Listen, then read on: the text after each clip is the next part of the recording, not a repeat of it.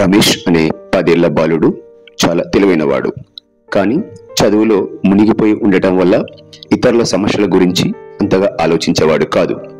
ఒకరోజు పాఠశాల నుండి వస్తూ ఉండగా తన గ్రామం అంచున వృద్ధురాలు బామ్మ ఒక పెద్ద నీళ్ల బిందె మోసుకెళ్లడానికి ఇబ్బంది పడుతుండడం చూశాడు.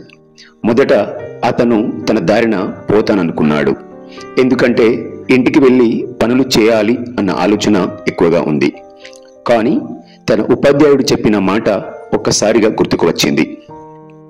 ఇతరులకు చేసిన చిన్న సహాయం కూడా పెద్దదే అవుతుంది అని.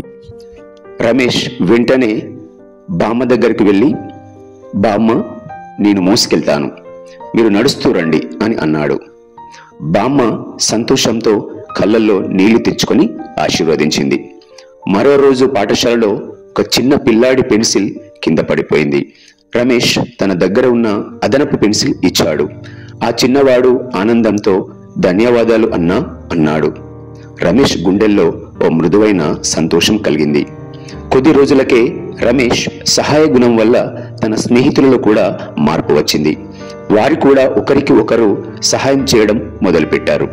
ఎవరికైనా పుస్తకం దొరకకపోతే పంచుకోవడం, ఎవరికైనా ఆటలో పడిపోతే లేపడం, అలా సహాయ భావం అందరిలో వ్యాపించింది.